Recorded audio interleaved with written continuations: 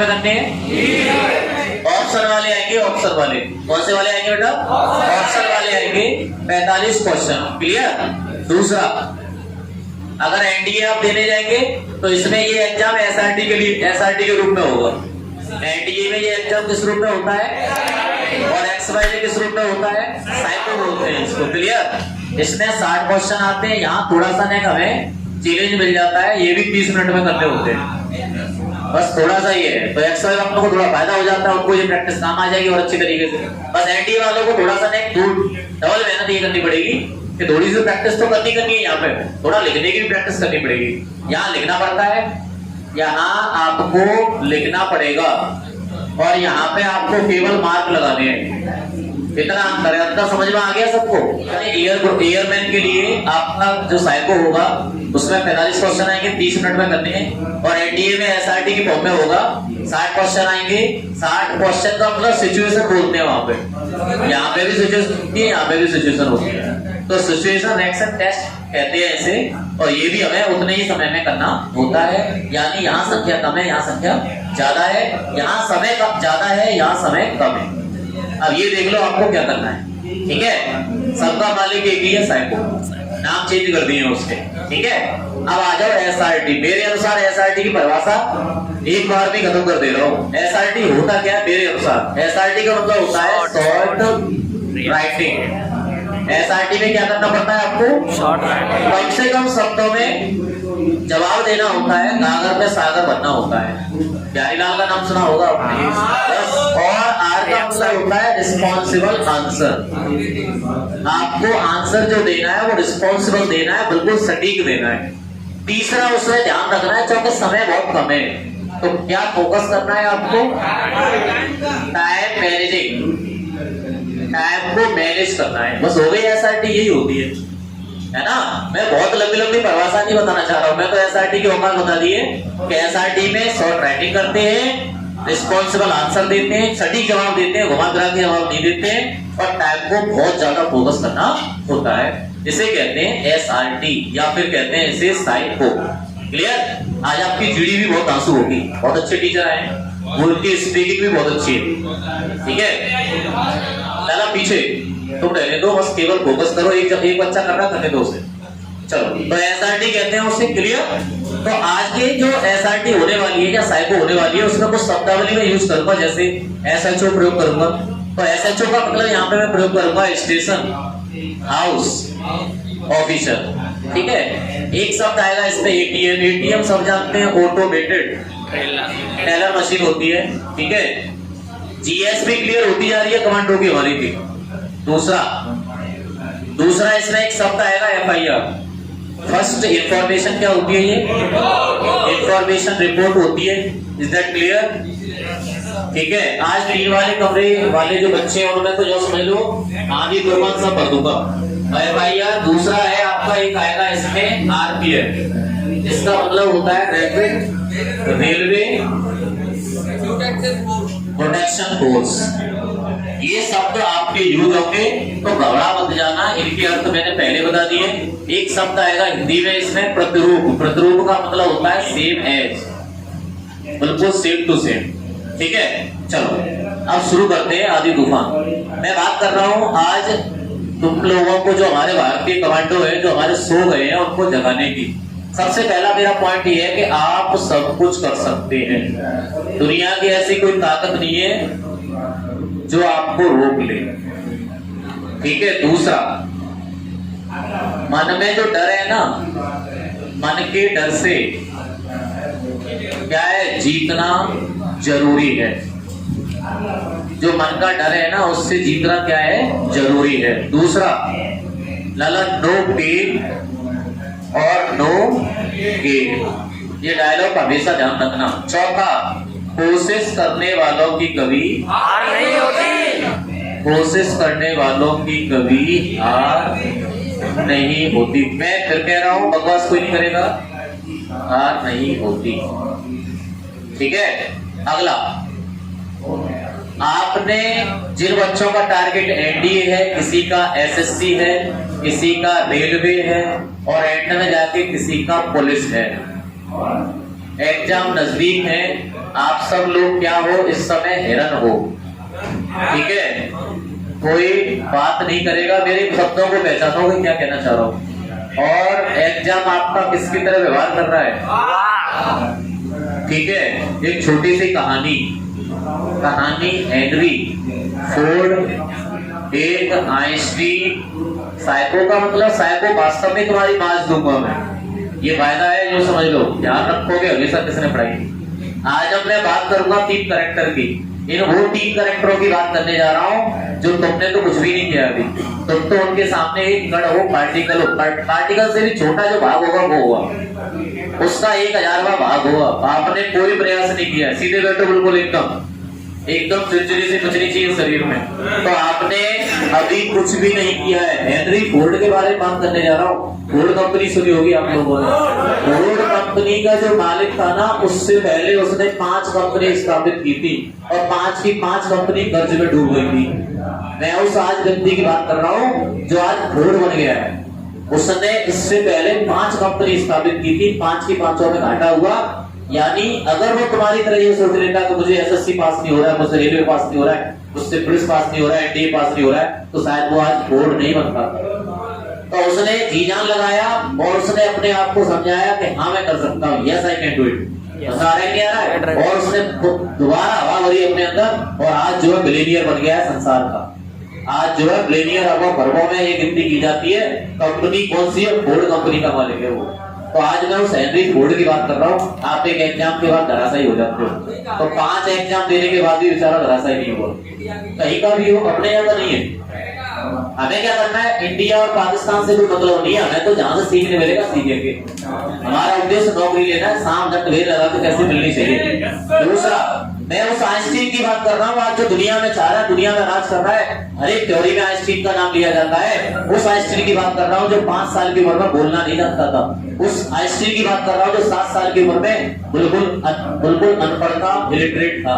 उस आइंस्टीन की बात कर रहा हूँ। वही आइंस्टीन है जिसने अपने सापेक्षिक सिद्धांत और अपना प्रकाश वैद्युत प्रभाव और E बराबर mc स्क्वायर जैसे सिद्धांतों से इस दुनिया की धज्जियां उड़ा दी।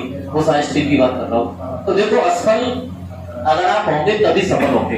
असफलता सफलता की कुंजी होती है, ये हमेशा ध्यान रखना। जब तक आप फेल नहीं होंगे अपनी औकात पता नहीं चलेगी। अभी 14 नवंबर का एग्जाम है एनडीए का, इसमें बहुत सारे बच्चे बैठेंगे, उनको उनकी औकात पता चलेगी, तभी उन्हें समझ में आएगा कि हमें करना क्या है। तो असफल भी होना बहुत जरूरी है। आज असफल नहीं होंगे तो सफलता की कुंजी हमें नहीं मिल पाएगी। कहीं ना कहीं हमें देखो कमियां पता नहीं चलेगी जब तक हम कुछ नहीं कर सकते। हमेशा ये कहते रहे कि मैं महान हूं, मैं महान हूं। कंस को, रावण को, इनकी लोगों की हमेशा प्रशंसा करती रहे, इसीलिए इन लोगों को एम आ गया, जबकि इनसे ज्यादा विद्वान जबरदस्त कोई नहीं था। तो कहीं ना कहीं ये बात है। अब मैं उस एडिशन की बात करने जा रहा हूँ जिसे थॉमस अल्वा एडिशन कहा जाता है। इसे मैंगलो पार्क का जादूगर भी कहा जाता है।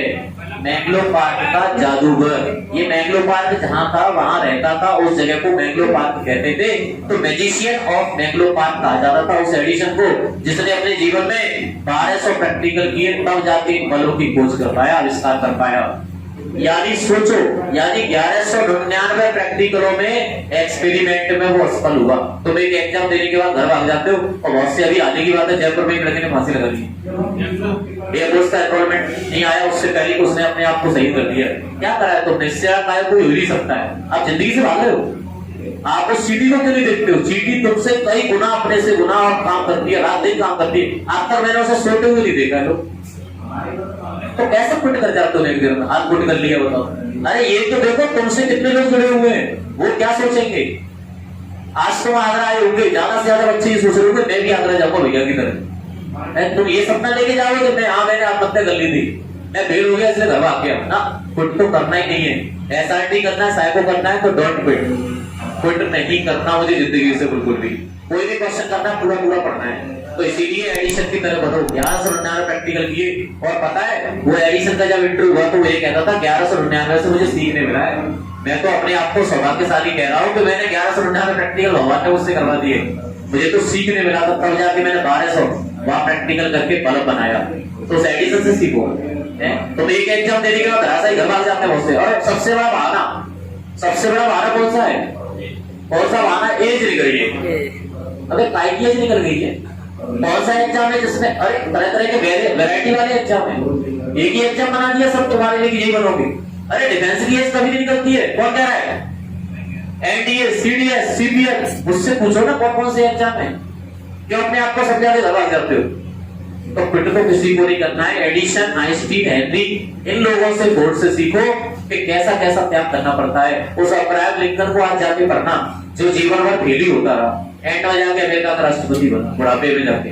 उस अब्राहम लिंकन से सीखो, है ना। आज मोदी की सब लोग बुराई करते हैं, देखना भी मैं सबसे अच्छा जीता जाता है एग्जाम्पल बता रहा हूँ। 80% जनता बुराई करती है मुंह पे, जैसे डायलॉग मिलते चुपचाप ले लेती है, जैसी कोई योजना आपकी चुपचाप ले लेती है। और फिर मैं कह रहा हूँ शेर की तरह फिरा रहे हैं, तो रोक ले तो रोक लो। और सबसे बड़ी खासियत की बात है, जो विरोधी है ना, विरोधी यही इसका प्रचार करते हैं, इससे तो फायदा हो रहा है। इसीलिए पीठ पीछे अगर आपकी कोई बुराई कर रहा है ना, तो इसमें ये सोचो कि आप उससे, उसकी औकात से 4 कदम आगे हो, शायद इसीलिए वो तुम्हारी नाम ले रहा है तुम्हारा। हमारा तो फ्री में फायदा हो रहा है, पोस्टर लगवाने की जरूरत नहीं है, फ्री में प्रचार कर रहा है वो तो जगह जगह जाके। अरे वो ऐसा है, वो ऐसा है, तो नाम तो ले ही रहा है ना। तो मोदी को सबसे ज्यादा फायदा इसी में होता है, उसे घाटा थोड़ी ना है, वो धमाका करता रहता है। कल धमाका कर दिया, परसों कर दिया, 100 करोड़ की वैक्सीन लगा दी, धमाका कर दिया, मेरे पर नया लॉन्च कर देगा, कहीं जाके कुछ, तो उसे तो फायदा ही फायदा है। तो पीठ पीछे अगर किसी की बात होती है ना, तो समझ लो उस व्यक्ति में कोई ना कोई बात है, शायद इसीलिए उसका नाम लिया जा रहा है। तो अपने आप को इन चीजों से, ये व्यक्ति नहीं आए, ये तो संसार में हमेशा रहेंगे। अरे सत्ययुग में भगवान नाम को नहीं छोड़ा उन्होंने, तो तुम कौन सी गिफ्टी बोली हो? तो नाम तो हमेशा ये लोग तो करते रहेंगे। इन लोगों से पॉजिटिविटी सीखा करो, उससे कहा करो और लेवल की बुराई करो, और लेवल की। जब मेरे अंदर गर्मी पैदा होगी, मैं मेहनत और ज्यादा करूंगा। भाई निंदक नहीं राती है, आगर कुटी छुआ बोलते ही बोलते हैं, तो निंदक का होना भी जरूरी है। अगर मेरी हमेशा प्रशंसा होती है तो मैं काम करूंगा ही क्यों? तो इसीलिए आप लोगों को मैंने समझाया, वो समझ में आया। अब मैं आपको बताने जा रहा हूँ ये वाली चीज, बहुत ताजु चीज है। यानी आप सब लोग कौन हो? आप सब लोग एनडीए, आप सब लोग एनडीए, एसएससी, रेलवे, पुलिस। यानी आपके एग्जाम की चाल कितनी है? 60 किलोमीटर प्रति घंटा। और आप अपने आप को नहीं देख रहे हो, आप प्रशिक्षित कमांडो हो, यानी आपकी चाल कितनी है? 90 किलोमीटर प्रति घंटा। लेकिन हम लोग सफल क्यों नहीं हो पाते हैं? हिरन जब दौड़ता है तो जब वो दौड़ता है, हालांकि बाघ से सबसे आगे होता है, लेकिन डर क्या है, उसे पीछे मुड़ मुड़ के बार बार देखता है, कहीं वो मेरे पीछे तो नहीं आ रहा। ये डर है ना हमारा, ये डर ही हमें खा जाता है, और इसीलिए ये बाघ इसका शिकार कर लेता है। यानी ये एग्जाम है ना, एग्जाम की चाल, एग्जाम की कोई औकात थोड़ी ना। हमारे यहाँ पे हम जितने बैठे हुए इस समय, एक से 10 अच्छा है इसमें। ये हमारी चाल जो एग्जाम की चाल है ना, वो इतनी है बस। तो हमारी चाल देख रहे गलत ना पे, अगर हमने ठान लिया ना, तो जो समझ लो एक बार में जय श्री राम के लंका पहुंचेंगे। तो आ रहा है नहीं आ रहा है? तो हमारी चाल ज्यादा है, लेकिन ये एग्जाम की चाल है ना, वो कम है। बसरते डर किसका है? मैं एनडीए पास होऊंगा कि नहीं, एसएससी की निकलेगी कि नहीं निकलेगी, अरे रेलवे में नहीं पास कर पाऊंगा, अरे पुलिस में मेरी आईटी नहीं है, अरे मेरी ये हिंदी कमजोर है, मेरी इंग्लिश कमजोर। तो जो डर है ना हमारा, डर ऐसे रन को मरवा देता है। तो पहले मन के डर से जीतना जरूरी है। कसम खा लो मैं कर सकता हूँ। जब ये लोग कर सकते हैं, ये क्या स्पेशल स्टील के बने थे, ये लोग कर सकते हैं, तो मैं क्यों नहीं कर सकता? तो माइंड में सुबह जब जगो तो बस माइंड में यही चीज रहनी चाहिए, yes I can do it. कमरा जहाँ पढ़ते हो सजा दो पूरी तरीके से, हर तरीके से, हर वो नफरत वाली चीज लगा दो उसमें जिससे तुम्हें नफरत है, गुस्सा सी पैदा हो, माने कि जहाँ बैठूंगा तो मुझे गुस्सा आएगी, पढ़ूंगा, सीधी सी बात है ना। तो मन के डर से आपको जीतना जरूरी है। माइंड में हमेशा रहना चाहिए कि मैं सब कुछ कर सकता हूँ। और बेटा एक बात ध्यान रखना, आंखें बस्ट हो जाएगी, शरीर टूट जाएगा, शरीर चिल्ला चिल्ला के कहेगा आराम कर ले, लेकिन जवाहरलाल नेहरू का डायलॉग, जला नेहरू से कुछ तो सीख लो, उसका डायलॉग ध्यान रखना है, आराम है, क्योंकि नो पेन और नो गेन। जब तक दर्द नहीं होगा, जब तक लाभ नहीं होगा, ये बात हमेशा रहनी चाहिए। और एंड में हरवंश राय बच्चन की बात तो हमें हमेशा ध्यान आती है कि कोशिश करने वालों की कभी हार नहीं होती। बताया गया। तो अपने आप में कसम खा लो, गांव में मुझे कुछ ना कुछ बेस्ट करके दिखाना है, आने वाली पीढ़ी मेरा नाम ले तो उसकी तरह भरो। लोग जहाँ जाओगा ये कहे कि इसकी तरह भरो, तो कुछ ना कुछ स्पेशल तो करना पड़ेगा, ठीक है। चाहे उसके लिए शरीर सुखाना पड़े, कुछ भी, उत्साह बड़ा हो जाएगा बाद में, कोई मत घबराओ, जबरदस्त बॉडी निकलेगी तुम्हारी। बस एक बार नौकरी ले लो, बस ऐसे भी करके जो बंदी मिल जाए, उसके बाद तुम्हें तांडव करना है, भरतनाट्यम करना है, करते रहना है। तो आज जितना मैंने समझाया वो समझ में आया? किसी को दिक्कत क्या बनोगे? क्या बोलोगे? कमांडो।